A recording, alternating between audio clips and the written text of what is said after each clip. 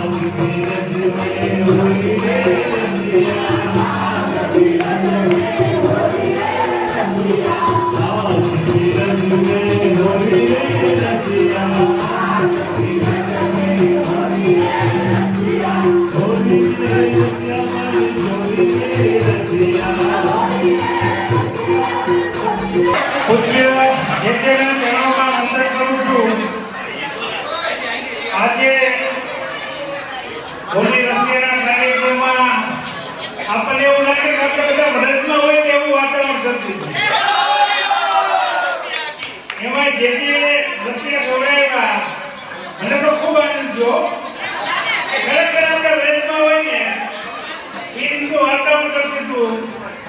અને હું તો આ જ્યારે પ્રાગટ્ય દિવસ હતો ત્યારે પછી પહેલી વાર આવું છું. જે પછી આવ્યા નથી બેન તો ઘણી વાર કહેતા હોય કે તમે પધારો પણ હવે કઈ મેળ આવતો હોય નહીં. પણ ખૂબ આનંદ કરાયો અને આપણી હવેલી પણ બહુ સરસ થઈ. તમે બધાએ ફૂલ નહીં તો ફૂલની પાકડી આપી એમાં આપના બધાનો સહકાર સાથે મળી અને ખૂબ સરસ એક હવેલી કરવામાં આવી છે. ને અહીંયા ઉત્સવ પણ થાય. આજે આપણો મોટો બોલ છે, આપણે ક્યાંય જવાની જરૂર ન પડે, ભગવાનની સન્મુખ આનંદ કરવાનો. એટલે વિશેષ કઈ નથી કહેતો, આજે મને ખૂબ આનંદ થયો છે. અને જે પણ નિરાજે છે એટલે ગોલ્ડનને આપણે બધાને ખૂબ લાભ મળે છે. અને હજી જેને કાંઈ એ આવો લાભ અમને આપતા રહ્યો એટલું કાંઈ અને જોયું છે. નિસ્સાધન જનોધાર કર્ણ પ્રગટીકૃત ગોકુલેશ સ્વરૂપ શ્રી વલ્લભ શર્મા ઉપસ્થિત પરમ ભગવતી ભૂતપૂર્વ સાંસદ हमारा परम स्नेही आत्मीय लोक लाडीला एवं रमेशभाई दड़ू तथा हमारा बधा आत्मीयजनों वल्लभी सृष्टिना भाविक वैष्णवजनों कीर्तन मंडली खूब ज आनंदનો विषय है. आ ठाकुरजीना સૌથી પ્રિય દિવસો કહેવાય વસંતના હોલી પહેલા દિવસો. આ વસંતના ઉત્સવમાં આપણે અહીંયા સભાનું આયોજન થયું, ફૂલભાગનું આયોજન થયું ઠાકોરજીના સાનિધ્યમાં. ખૂબ જ આનંદનો વિષય છે, કારણ કે વસંતની ઋતુ આવે તો પતઝડમાં પણ ફૂલ ખીલવાનું ચાલુ થઈ જાય. અને શીતકાળમાં ઠાકોરજીનું શ્રીઅંગ ગંધનથી ઢંકાયેલું હોય અને ઠાકોરજીના સંપૂર્ણ શ્રીઅંગના દર્શન ન થતા હોય તો વૈષ્ણવના હૃદય પણ થોડા મૂર્છાયેલા હોય. પણ વસંત ઋતુ આવે અને અમારા ઠાકોરજી માથા પર મુગુટ ધરીને બહાર તમને રંગવા માટે પધારે ને વૈષ્ણવના હૃદયમાં પણ ફૂલ ખીલી જાય. આ આનંદનો અવસર એ ફૂલબાગનો અવસર. જો ફૂલો એ પ્રસન્નતાનું પ્રતીક કહેવાય કે જ્યારે આપણે કોઈને પોતાની પ્રસન્નતા આપીએ ત્યારે ફૂલોનો ઉપહાર આપીએ છીએ. એટલે આપણે ઠાકોરજીને આપણી પ્રસન્નતા આપીએ, પ્રભુ આ પધાર્યા ખીલવા અમારી પ્રસન્નતા છે. અને તમારામાં 40 દિવસોમાં જે ભક્તિ દુર્લભ ભક્તિ કહી છે સખ્ય ભક્તિ, એનું દાન તમને આપવામાં આવે છે. કારણ કે દાસભાવ રાખીએ તો તમારી સાથે ઠાકોરજી ખેલી ન શકે, પણ ઠાકોરજીના ચરણારવિંદને ઢાંકી દેવામાં આવે છે. એટલે કે તમારામાં દાસભાવ જાય અને સખા ભાવ આવે, ઠાકોરજીની સાથે તમે ખેલી શકો. તો સક્ષમ મધુરમનો પણ લાભ આ ભાગના દિવસોમાં મળે છે. અને ઠાકોરજી માથા ઉપર મુગુટ ધારણ કરી અને હોલી ખેલે છે. એનું પણ કારણ છે, જો કાના ધર્યો રે મુગુટ ખેલે હોલી.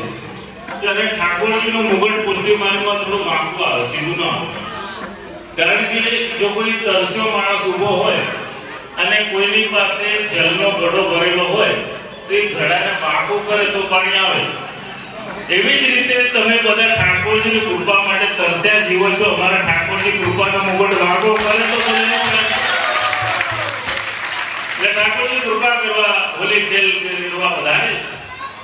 અને ભક્તોના હૃદયમાં જે વિરહનો તાપ હતો એનાથી તપ્ત થયું, એ ગુલાલ બન્યું, લાલ રંગનું થયું.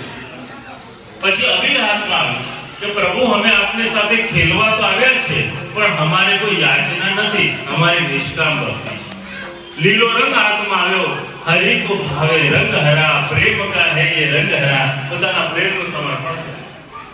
દરેક રંગોની અંદર અલગ અલગ નવધા ભક્તિનું સમર્પણ કર્યું. અને ઉપર બીજો રંગ ચડતો નથી. ધોબિયા ધોઈ જાય સારી ઉમરિયા, શ્યામ પિયા બોલી રંગે જોઈ. તો આપણે બધા શ્યામના રંગમાં રંગાવાનું છે. જો આપણે આ બ્રજધામ હવેલી પુષ્ટિ માર્ગના 5 તત્વવાળી સૌરાષ્ટ્રની સર્વપ્રથમ હવેલીનું સૌભાગ્ય મળ્યું હોય તો બ્રજધામ હવેલીને મળ્યું. અને એમાં પણ મુખ્ય મનોરથી મુખ્ય યોગદાન આપનાર કોઈ વ્યક્તિ હોય તો આપણા રમેશભાઈ દડુકના સેવાનું લાભ મળે.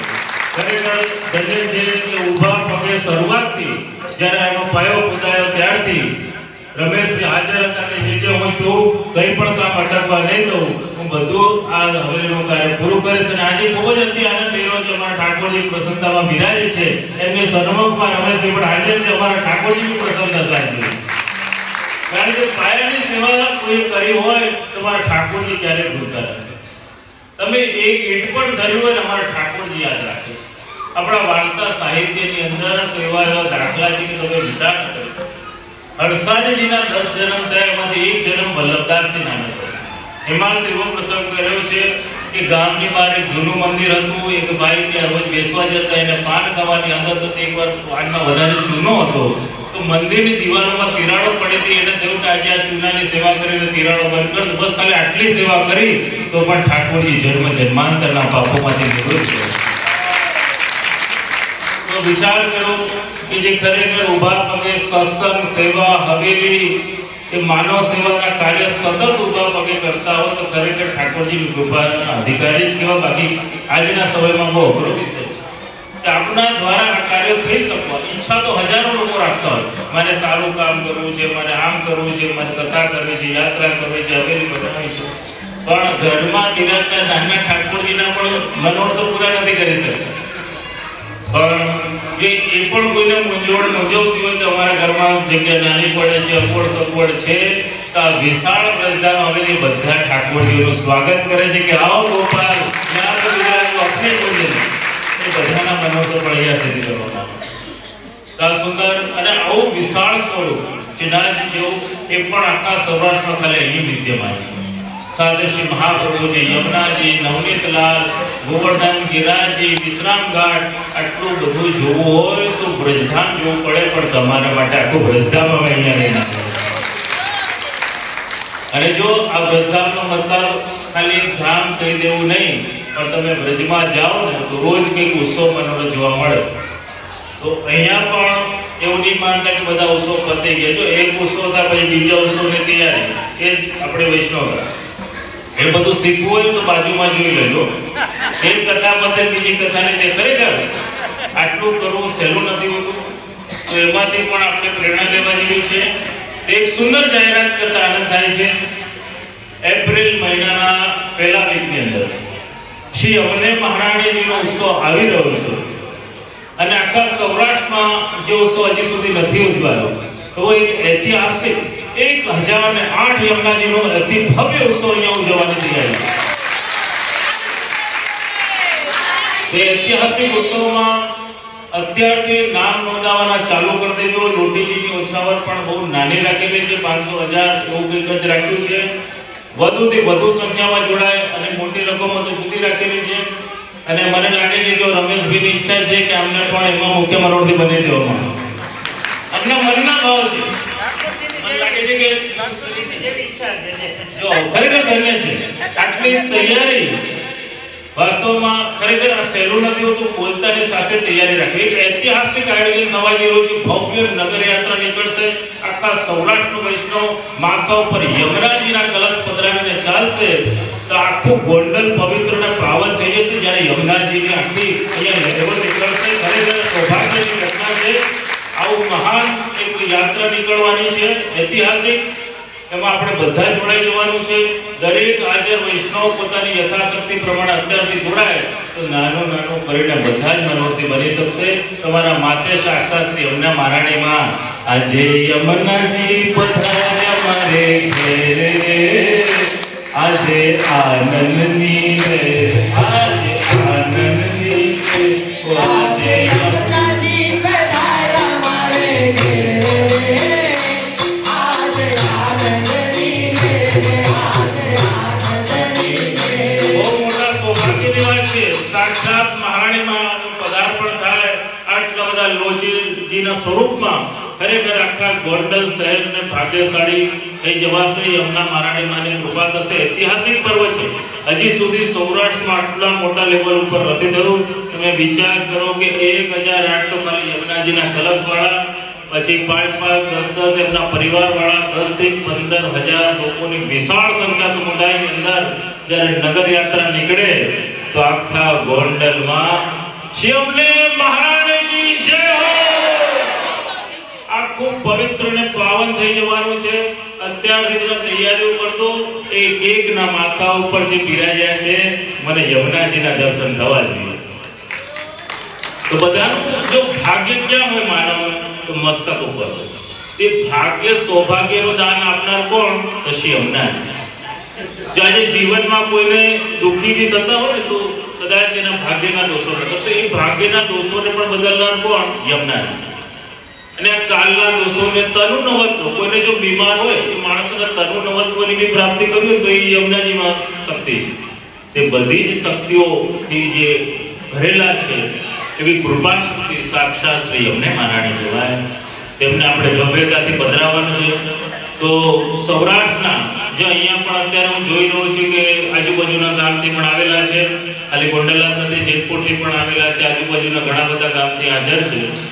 એ બધા જ વૈષ્ણવ પોતપોતાના ગામમાં પણ પ્રચાર કરવાનું ચાલુ કરી દેજો. આજથી પત્રિકા પણ વોટ્સઅપમાં ચાલુ થઈ જશે, બહેનોનો દરેક ગામમાં લગાવવામાં આવશે. તો બધા તૈયારી કરી દે. અમારા જો રમેશભાઈ તો હંમેશા તૈયાર છે. ખરેખર આ વસ્તુનું દિલથી નગર યાત્રા જો કાઢવાની હોય ને તો મને બીજો કોઈ પ્લેસ તો દેખાતો નથી, આમનું જ ઘર દેખાઈ જાય છે. કારણ કે એવી એક અલૌકિક બની તો એનું આમંત્રણ જો આપના મુખ્યત્વે જ આપણે સાંભળી લઈએ. આપણે લગભગ 4, 5, 6 આવે છે, શુક્ર શનિ રવિ આવે છે. ચોથા મહિનાની 4, 5, 6 શુક્ર શનિ રવિ. હા, તો એના પછી અમને જોઈ છે રમેશભાઈ 3 દિવસ માટે. જો એક દિવસ આપણે ચૂંટણી મનોરથ અહીંયા છે ને આખો કુંડ બનેલો છે, ચૂંટણી મનોરથ બી કરવો છે. અને જો ભગવત કૃપા થશે, સંખ્યા 10, 15, 20 હજારની થઈ જશે તો એક વિશાળ જગ્યાની અંદર આપણે કરવાનો વિચાર છે. વિશાળ જગ્યા પણ મને લાગે છે કે મારે આજુબાજુ જોવું કે આમને જોઈ લઉં. તમારે બધું સક્સેસ લો બધાયો જો આપણે હવે તો આમને માઈક આપી દઉં છું. આપણે બધાને આમંત્રણ મળી ગયું છે. આજ બધું આગળ આમંત્રણ આપશે. વિશાળ જગ્યા છે. આપણે દાસી જીવનમાં આજુબાજુમાં ભગવાનની કૃપાથી જેટલા કાર્યક્રમ છે ને આપણે ધાર્યું એના કરતા પણ સારા થાય છે. એટલે દાસી જીવનમાં રાખે એવું મારું જેજેને નિમંત્રણ છે. બસ ખૂબ બધાએ જો આટલી સુંદર જગ્યા આજે ગોંડલમાં સારામાં સારા કાર્યક્રમ ક્યાંક થતા હોય તો તમને લોકોને કહેવાની જરૂર નથી, બધા જાણે જ છે. આખી દુનિયામાં પ્રખ્યાત થઈ ગયું છે. દાસી જીવનના ગરબા હોય, ઠાકોરજી કૃષ્ણ પ્રભુનો પ્રાગટ્ય ઉત્સવ હોય કે કથા હોય, ખરેખર જે અદ્ભુત કામ કરે છે. અંદર પ્રવેશ કરીએ તો લાગે નહીં ગોંડલમાં છે. હજી અમારા દાસી જીવન પાર્ટી પ્લોટમાં જેજેસીનો એક પણ કાર્યક્રમ નથી થયો અને અમારો પહેલો કાર્યક્રમ દાસી જીવન પાર્ટી પ્લોટમાં થશે.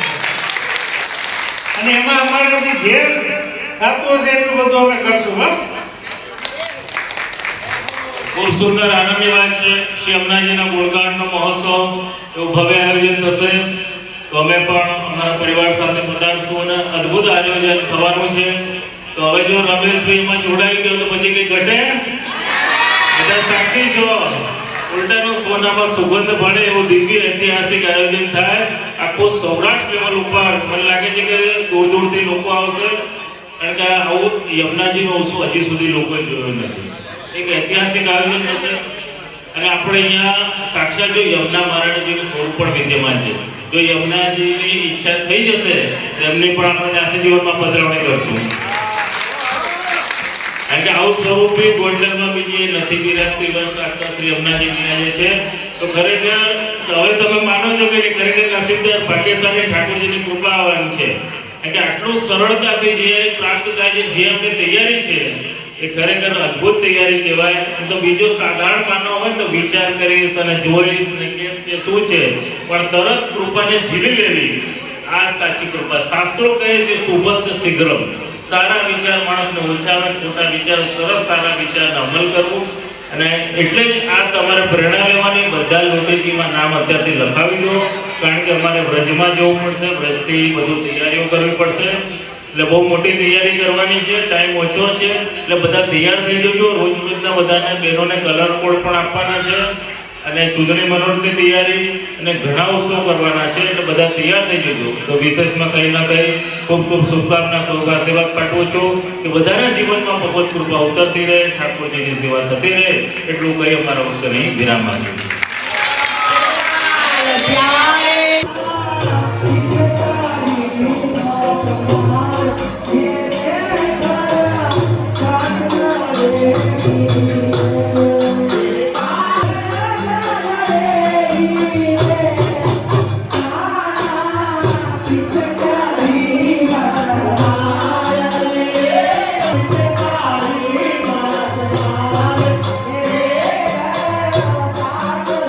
Thank you.